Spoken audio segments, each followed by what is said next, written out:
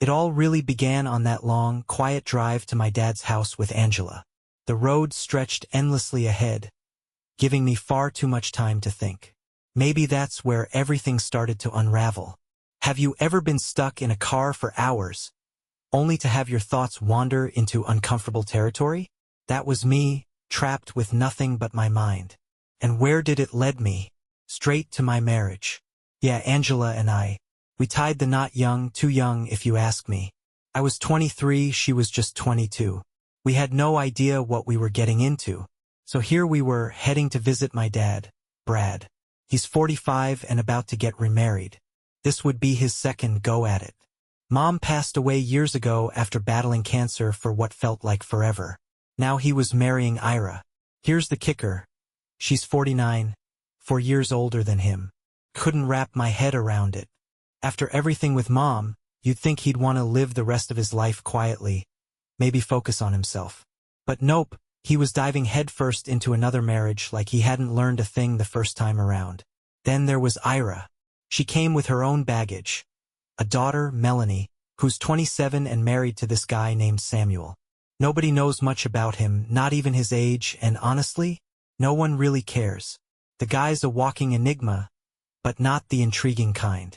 As we drove, I kept staring out the window, lost in my spiraling thoughts. Angela and I had been married just over a year, and already things felt off. We fought over the stupidest things. Like me leaving a dish in the sink or her jumping on something I said, twisting it into a full-blown argument. It was exhausting. Part of me started wondering if we had rushed into this whole marriage thing. But then again, isn't that what young people do? Jump in, convinced they have it all figured out, only to realize later how wrong they were? At one point, I turned to her and blurted out, "Do you think we rushed into this marriage?" She gave me that look. You know, the one that says she's about to tiptoe around the truth because whatever she says might either hurt your feelings or open a Pandora's box of issues. But instead of dodging the question, she said, "Neville, we're fine.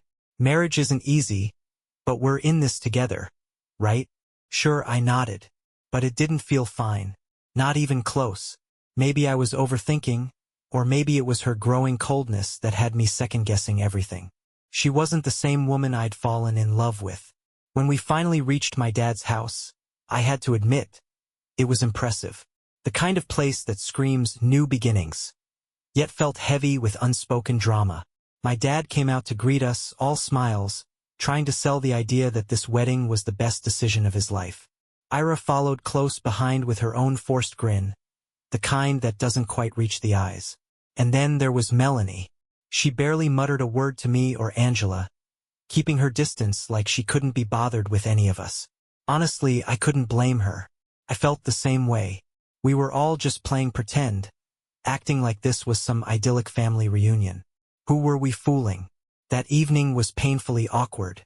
The dinner table felt like a battlefield of strained small talk, everyone dancing around the glaringly obvious fact that my dad was marrying someone we hardly knew. Melanie sat there, stiff and silent, while Samuel couldn't stop glancing at his phone, clearly wishing he was anywhere else. Angela, on the other hand, put on her best supportive wife performance, but I saw right through her act.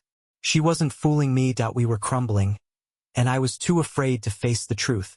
After dinner, we headed to our room. Yeah, we were staying the night, which, in hindsight, might have been a terrible idea. Couldn't sleep. My mind was stuck on repeat, replaying the last few months. The endless arguments, the icy silences, and the way Angela always seemed glued to her phone at odd hours. I hated to be that guy, but a small, nagging part of me wondered if there was more going on than I realized. Still, I brushed it off. Just my paranoia, right? Maybe I was projecting my own doubts about us onto her. But that sinking feeling in my gut, it refused to go away. Something felt off. I finally turned to her and asked, "Are we really okay?" She didn't respond immediately. Instead, she just stared blankly at the ceiling for what felt like an eternity. Eventually, she rolled over, away from me, and said, "We're fine, Neville. Go to sleep." Fine. Sure. Whatever. But I wasn't buying it. The next morning, the unease still hung in the air. Whether it was the weight of unspoken words or just me overthinking everything, I couldn't tell. Either way, I needed a break from it all. So I stepped outside to get some air, hoping a change of scenery might help. That's when I ran into Melanie. She was already sitting on the porch with a cup of coffee, looking every bit as detached as I felt. We struck up a conversation, and before long, the topic shifted to our parents' whirlwind romance.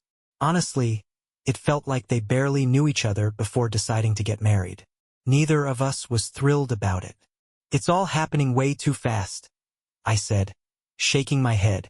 "I mean, I'm glad Dad's happy, but this whole thing feels rushed, like they didn't stop to think it through." Melanie nodded in agreement. "Exactly. My mom never even talked about dating after my dad passed. And then, out of nowhere, she's married again." She stared into her coffee, her expression darkening. "It just doesn't sit right with me."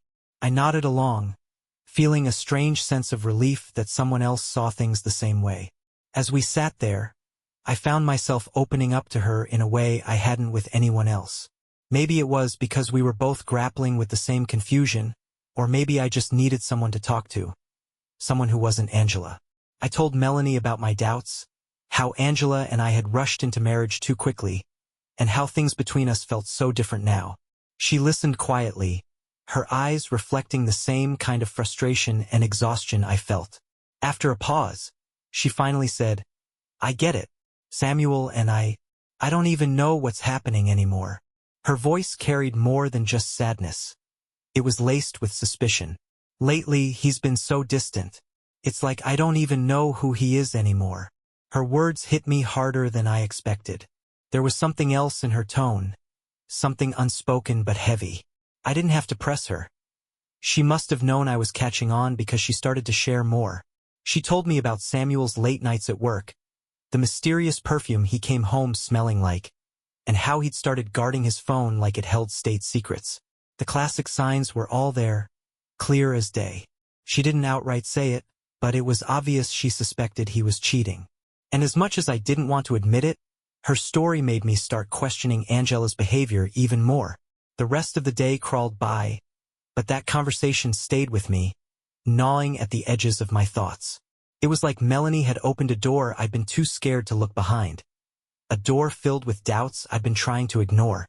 That little voice in the back of my mind, the one whispering that something wasn't right with Angela, was suddenly much louder. Then it happened. Later that afternoon, I was wandering around the backyard, trying to clear my head. I wasn't really paying attention to where I was going. Lost in my thoughts, replaying Melanie's words and the nagging questions about Angela that I couldn't shake. And that's when I saw them. Angela and Samuel standing way too close for comfort. At first, my brain refused to process what was happening. It felt like I was staring at some surreal scene that didn't belong in my life. But it was real, unmistakably real. Before I could even gather my thoughts, they kissed. Not just some casual, friendly peck, but something deeper, something charged with intimacy. A kind of kiss I'd never seen from Angela before. It hit me like a freight train. My chest tightened, my stomach churned, and I felt like I'd been sucker punched. I wanted to look away, to erase what I'd just seen, but I couldn't move. My feet were rooted to the ground, and I just stood there like a fool, frozen in place, watching the world as I knew it collapse around me. I have no idea how long I stood there, but it felt like an eternity. A whirlwind of emotions tore through me. Confusion, rage, and betrayal, all tangled into a knot I couldn't unravel. I wanted to storm over, demand answers, scream, anything, but I couldn't. Something held me back. Maybe it was the sheer shock of it all, or maybe I just wasn't ready to confront the truth. Instead, I stayed hidden, watching them for a moment longer before slipping away as quietly as I could. My mind was a mess, racing to make sense of the impossible. Angela, kissing Samuel. What was she doing? Why was she with him? How could she do this to me? And to Melanie, no less. It didn't add up. The woman I thought I knew, the woman I married, was suddenly a stranger. I walked back to the house, barely aware of my surroundings. My hands were trembling, and I had to fight to keep it together. The last thing I wanted was for anyone to notice something was wrong. I wasn't ready for that conversation, at least not yet. So, I forced a smile, pretending everything was fine, while my insides felt like they were crumbling. I knew I needed to talk to someone. But who? My dad? He was too wrapped up in his own whirlwind with Ira. Angela? Not a chance. And Samuel? Hell no. That left Melanie. She was the only one who might understand, the only person who could help me make sense of what I'd just seen. Later, I found her sitting alone on the front porch again, staring off into the distance with a look that mirrored how I felt inside. I sat down beside her, my heart pounding like a drum. I didn't know how to start, but I couldn't keep it bottled up any longer. I saw something today, I said quietly, my voice shaking despite my best efforts to stay calm. Something I really wish I hadn't. Melanie turned to me, her expression shifting to one of curiosity and concern. What do you mean? She asked, her tone cautious. I took a deep breath, trying to steady myself. I saw Angela and Samuel together. They kissed. Her face went pale in an instant. For a moment, she didn't say anything, just stared at me like she couldn't believe what she just heard. Then, after what felt like forever, she finally spoke. I knew it, she whispered, her voice barely audible. I fucking knew it. I've had this feeling for a while now, but I didn't want to believe it. I nodded slowly, understanding exactly what she meant. Neither of us wanted to accept this nightmare, but there it was, staring us down, undeniable. We sat there in silence for what felt like an eternity, both lost in our own thoughts, trying to process the wreckage of our lives. Everything was falling apart, and neither of us knew what to do next. But one thing was clear, this wasn't over. Not by a long shot. Dinner that evening was supposed to be normal, but how could it be? Not after what I'd just witnessed. My mind was spinning, and the weight in my chest grew heavier with each passing minute. I knew I needed to talk to Melanie again, to figure out where we went from here. But saying it out loud made it all so real. Once those words left my mouth, there would be no going back.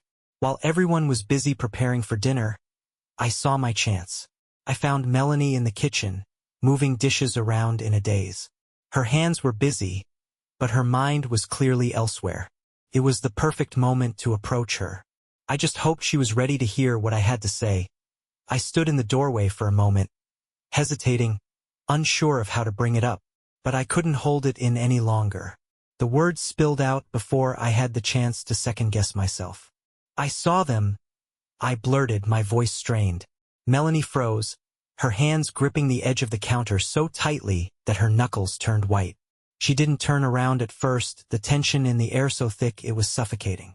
Slowly, she turned to face me, her expression a mix of shock and bitter understanding, like she already knew what I was about to say but needed to hear it anyway.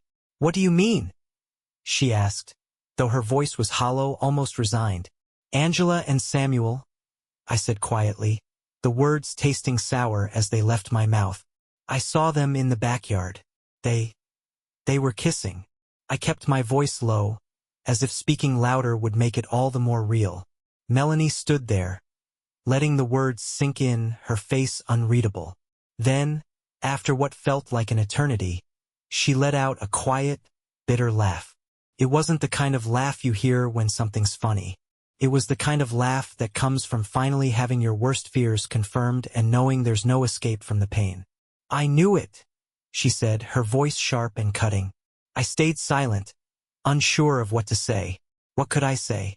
We were both caught in this mess, tangled in a web of betrayal, with no easy way out. Melanie walked over to the sink, staring out the window like the darkness outside might somehow hold the answers she needed. I had a feeling, she said quietly, her voice trembling but steady. Samuel's been acting weird for a while, staying out late, always glued to his phone, coming up with these flimsy excuses. I didn't have any proof, though. Not until now. She turned back to me, her eyes meeting mine with a raw vulnerability that cut through the room. Thank you for telling me, she said softly. Part of me didn't want to know, but I'd rather face the truth than keep feeling like I'm losing my mind. We leaned against the counter in silence for a moment, an unspoken understanding passing between us. It was twisted, but it was something. For the first time in a long time, I didn't feel completely alone in the chaos. We started talking. Really talking. Melanie opened up about her marriage to Samuel, how it had always felt off, even before the wedding. She admitted that she'd never truly loved him. Not in the way you're supposed to love someone you promised to spend your life with. It wasn't love, she confessed, her voice bitter. It was just what seemed like the right thing to do at the time. But now, all I feel is anger. Anger at him, at myself, at everything.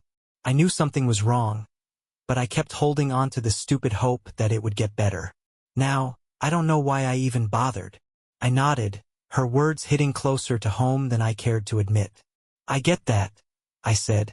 Angela and I, it's been the same. The fights, the distance. Sometimes I think we jumped into this too fast. Maybe we weren't ready for any of it. There was something oddly comforting about knowing someone else was trapped in the same storm. It didn't make the pain any less sharp, but at least I wasn't drowning alone. We stood there for what felt like hours, trading frustrations, regrets, and quiet admissions of anger and sadness. The kitchen became a bubble, separate from the rest of the house, where nothing else existed except the two of us and the hurt we were carrying. Then, something shifted. It was subtle at first. A spark in the air between us that I couldn't quite place. Melanie turned toward me, her eyes hard yet searching, and without warning, she said it. If they can do it, why can't we? Her words hung in the air, heavy with implication. For a second, I didn't fully grasp what she meant, or maybe I didn't want to. But then she stepped closer, and the meaning behind her words became unmistakably clear. Or maybe I didn't want to understand. Neville, why should they get to hurt us while we just sit here and take it? If Angela and Samuel can betray us, why can't we do something too? I was stunned. My heart pounded and my mind raced. This was not the direction I'd expected this conversation to take. But as shocking as her words were, I knew exactly what she meant. The temptation was there, whispering to me, a desperate urge to numb the pain, to feel anything besides the crushing weight of betrayal and anger. We're both hurting, Melanie said, her tone almost pleading. This could be our way out, or at least our way of getting even. If they can cheat, why can't we? I should have stopped her. I should have walked away. But I didn't. Maybe it was the anger. Maybe it was the shock. Or maybe, deep down, I wanted to hurt Angela the way she had hurt me. Whatever the reason, I let myself give in to that pull. Before I realized it, we were kissing. It wasn't like kissing Angela. This was different, raw and desperate. It wasn't about love or passion. It was a manifestation of all the hurt we were both carrying. Our hands moved frantically, and things escalated quickly. Clothes were pulled, tossed aside, and suddenly we were caught in a whirlwind of emotions that neither of us could control. It wasn't about attraction. It was about finding an outlet for the chaos inside us. As it all unfolded, the reality of what we were doing struck me. This wasn't just revenge. Melanie and I were trying to reclaim some sense of control in a situation where everything had spiraled out of our hands. We were clawing for something, anything that felt like a choice, even if it was the wrong one. We stumbled into the guest room, barely managing to close the door behind us. Lost in the moment, we let the storm of emotions carry us. Just as things were about to go further, the door flew open with a loud crash, slamming against the wall. There stood Angela, her eyes wide with shock and fury. The force of the door hitting the wall made me flinch, and for a moment, time seemed to stop. Her face twisted into a mix of disbelief, rage, and something that almost looked like betrayal. Her gaze darted between me and Melanie, as though she couldn't fully process what she was seeing. "Are you kidding me, Neville?" she shouted, her voice trembling with rage. She stormed into the room, fists clenched at her sides. "You're cheating on me?" "With her." I barely had time to react before she was standing right in front of me, her eyes blazing. The sheer hypocrisy of her accusation made my own anger boil over. "When?" I shot back, my voice rising to meet hers. "Just hours ago, I saw you all over Samuel in the backyard. You want to talk about cheating? Let's talk about it." For a split second, her face went pale, caught off guard that I'd thrown her actions back at her. But she recovered quickly, straightening up and narrowing her eyes. "I wasn't cheating," she muttered defensively. "Don't lie," I snapped, stepping closer. "I saw you two in the backyard. Don't try to make me the bad guy here, Angela.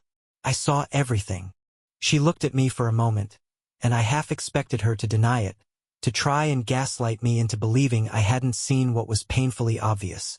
But instead, she crossed her arms, her expression hardening into something more defiant than remorseful. "You don't get it?" she said sharply, her voice trembling with frustration.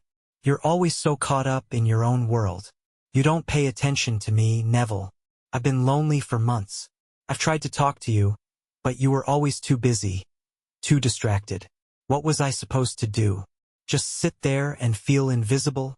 I couldn't believe what I was hearing. She was twisting everything, making it sound like her betrayal was somehow my fault, as if I had driven her into Samuel's arms.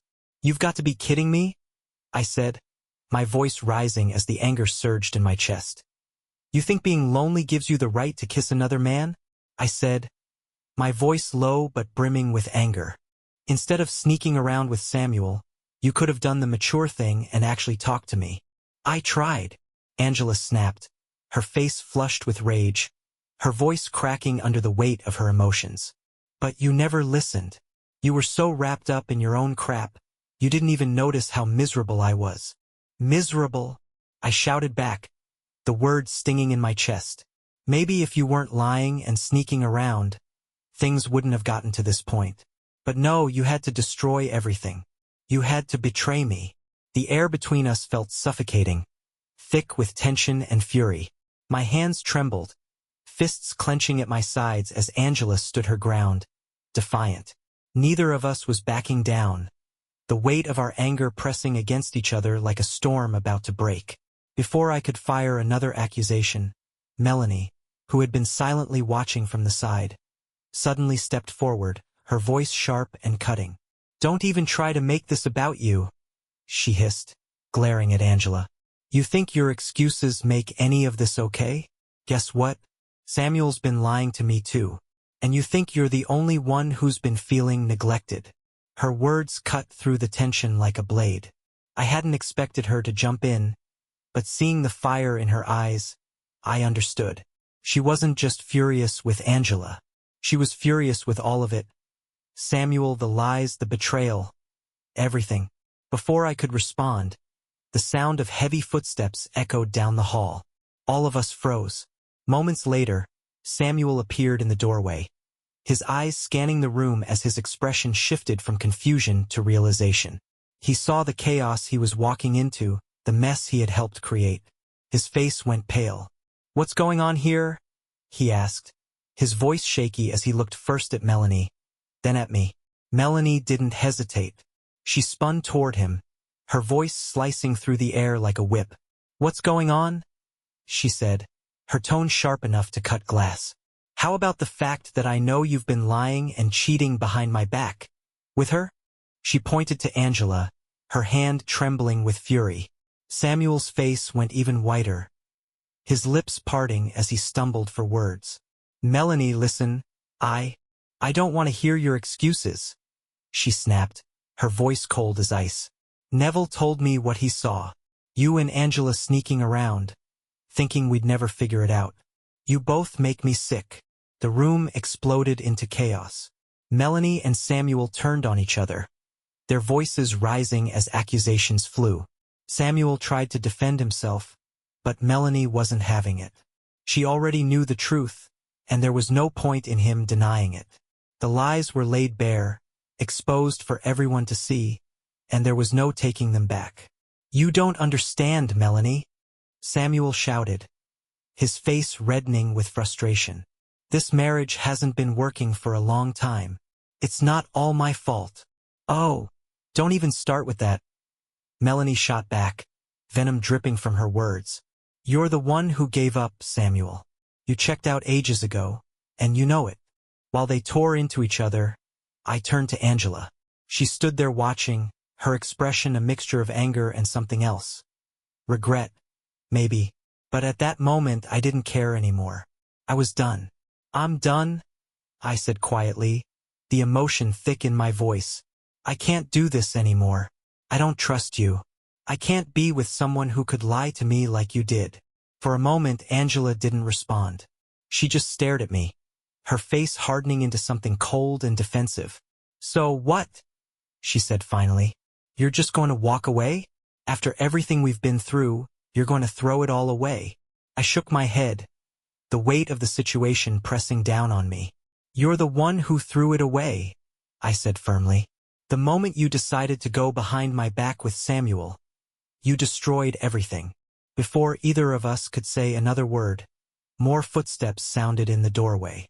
My dad, Brad, and Ira appeared, their faces etched with confusion and concern. They must have heard the commotion and come to see what was going on. What's going on here? My dad asked, his voice stern as he looked from me to Angela, trying to make sense of the scene in front of him. My dad stood there, his eyes darting between us, trying to piece everything together. Meanwhile, Melanie and Samuel's shouting match continued to echo through the room.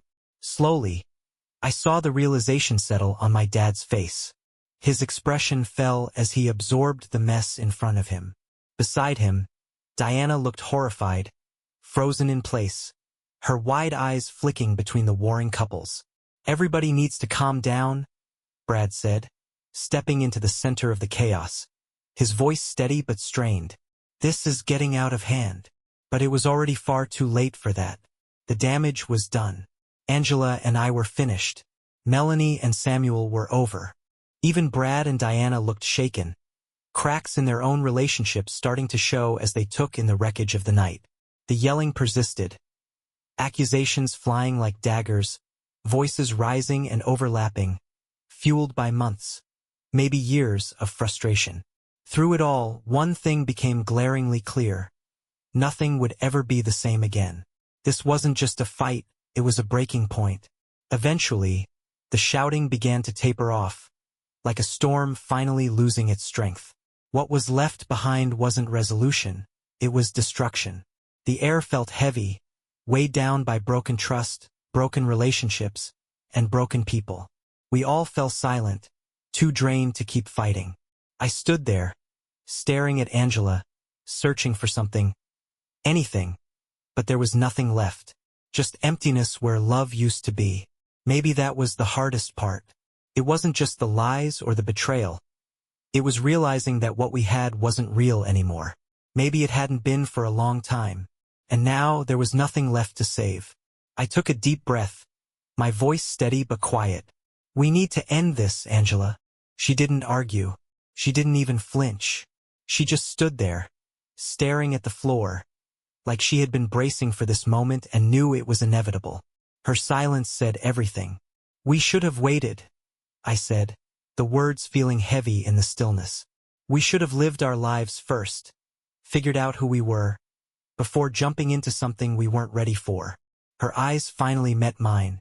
The anger that had burned in them earlier was gone, replaced by a deep sadness, worn and resigned. I know, she whispered, her voice barely audible. I've known for a while. I just didn't want to admit it. I nodded. There was nothing left to say. We'd both been clinging to denial, pretending we could fix something that was broken from the start.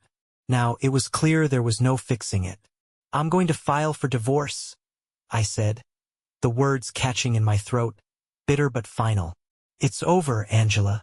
She didn't protest. She just nodded, her shoulders sagging under the weight of everything.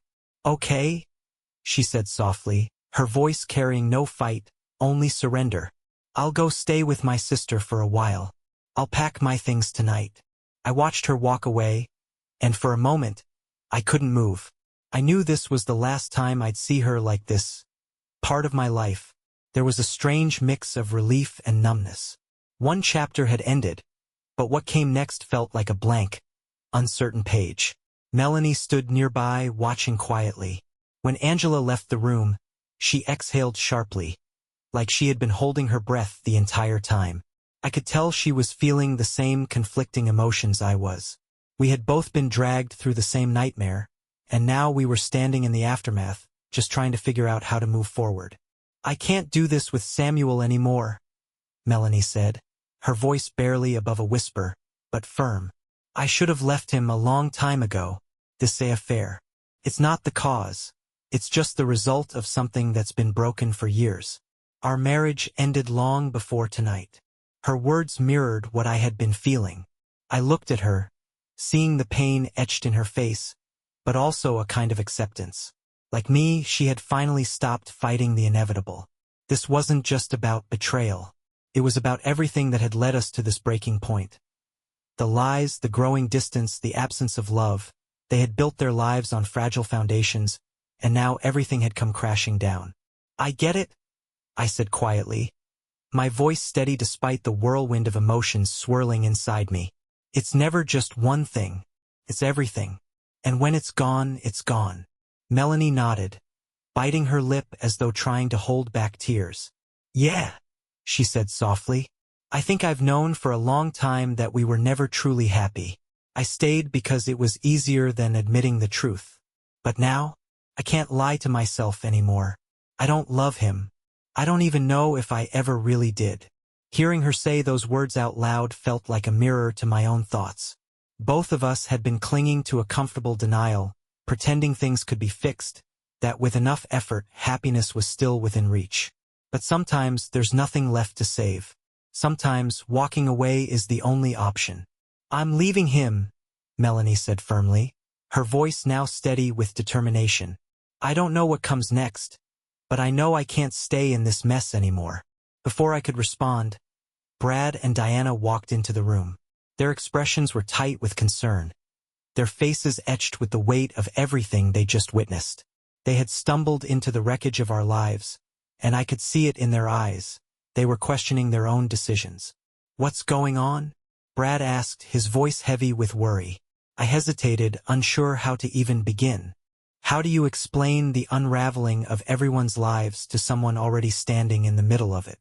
But I didn't need to say much. Brad wasn't oblivious. He was piecing it all together. "It's all falling apart," I muttered, running a hand through my hair. "Angela and I are done. Melanie's leaving Samuel. And honestly, I don't even know where to begin with all of this." Brad's shoulders slumped as the realization set in. Diana stood silently beside him, her lips pressed into a tight line as though holding back tears. I could see the disappointment in their faces, not just in what they were witnessing, but in what it meant for them. What they thought would be a blending of families had become the exact opposite. Instead of bringing people together, it was tearing everyone apart. Brad turned to Diana, his face full of doubt. "Are we doing the right thing?" he asked softly, his voice barely above a whisper. Maybe this was a mistake." Diana's lip trembled, but she shook her head slowly, struggling to hold herself together. "I don't know, Brad," she said quietly. "I really don't. I thought we were happy. But seeing all of this now, maybe we rushed into it too. Maybe we didn't think it through." It was painful to watch. My dad and Diana, who had seemed so certain of their fresh start, were now questioning everything. As they stood there, the doubt hung in the air like smoke, thick and suffocating, spreading through the room. Brad reached for Diana's hand. "I love you," he said gently, "but maybe we need to take a step back." Tears filled Diana's eyes, and she nodded slowly. "I don't want to end up like them," she whispered, her voice breaking. Maybe you're right. Maybe we need to figure out what we really want. Apart from all of this." It wasn't loud or dramatic like the other fights had been. Their unraveling was quiet but no less heartbreaking. As I watched them, I knew, deep down, that their relationship wouldn't survive this. The doubt was too strong, the cracks too deep. By the end of the night, everything had changed. Angela had left, packing her things without another word. Melanie was gone too, her resolve unwavering as she walked away from Samuel and the wreckage of their marriage. And though they didn't say it out loud, it was clear Brad and Diana were already on the edge of separating. Their dream of a blended family had shattered. The weekend was a disaster. A slow-motion train wreck where every fragile connection crumbled under the weight of betrayal, resentment, and unspoken truths. Yet, In the midst of all the chaos, there was a strange sense of relief. No more pretending, no more lies, just the cold, hard truth, staring us all in the face. Later that night, as I stood alone in the empty guest room, it hit me. This was it, the end of everything I had known for the past few years. And while that realization should have been terrifying, it wasn't. Instead, I felt something I hadn't expected. Peace. It was a strange kind of peace, quiet and bittersweet, but peace nonetheless. Because sometimes the only way forward is through an ending. It's been a few months since that night, the night everything unraveled. And honestly, it feels like it happened a lifetime ago. It's strange how time seems to stretch and contract when you're piecing your life back together. When the dust finally settled, Angela was gone, taking with her everything tied to our marriage.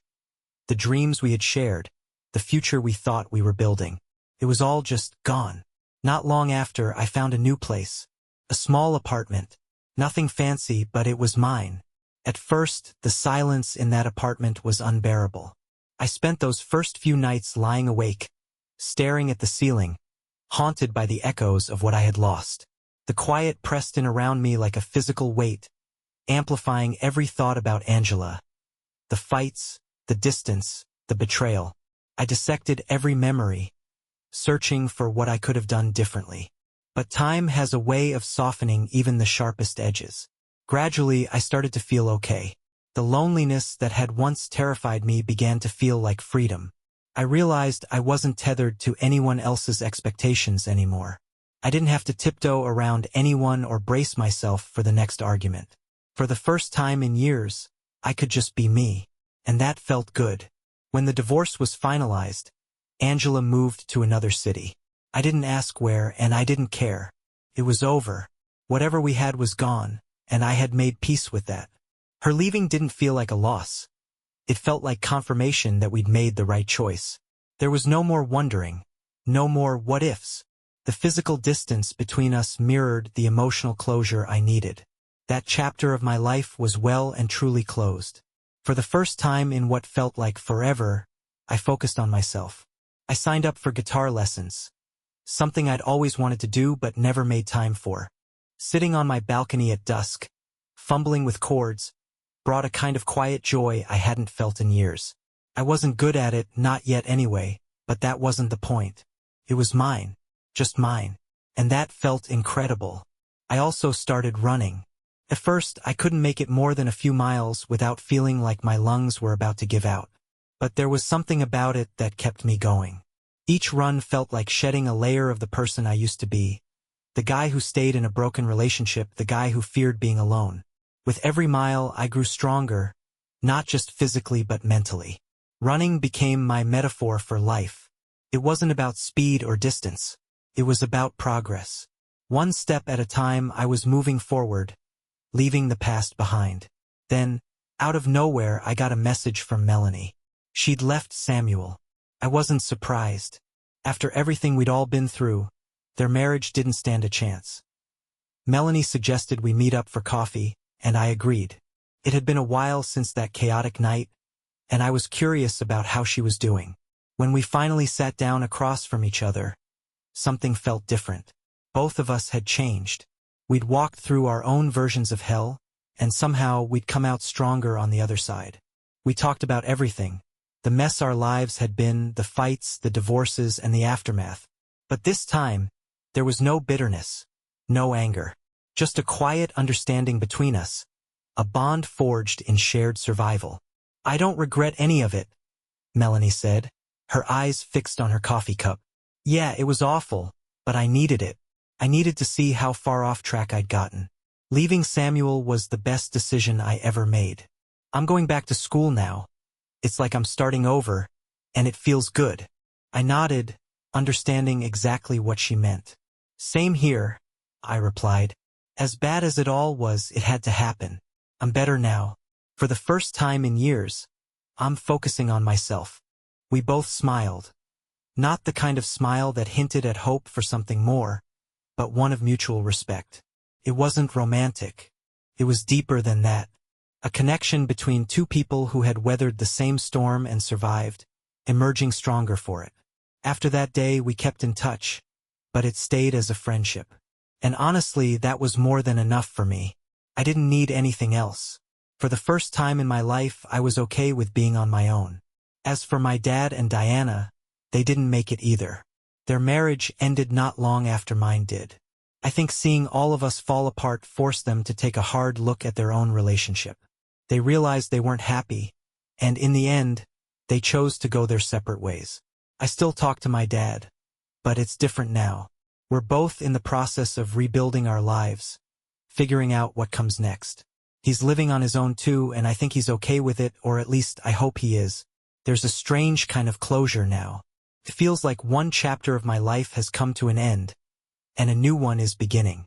I spend a lot of time on my balcony these days, watching the sunsets with my guitar in hand, letting my thoughts drift. In those quiet moments, I realize how much I've changed. I'm not the same person I was when this all began. I'm stronger now, more certain of who I am and what I want. Angela is gone. Melanie has moved on. Even my dad is figuring out his next steps. And here I am, alone but not afraid. For the first time, I actually like it. As the sun dips below the horizon, painting the sky in rich hues of orange and purple, I take a deep breath and smile. I've made it through the storm. I'm still standing. And for the first time in a long time, I feel free. Maybe this was for the best. I say softly to myself, my words lingering in the warm evening air as the last sliver of sunlight disappears. And for the first time, I truly believe it.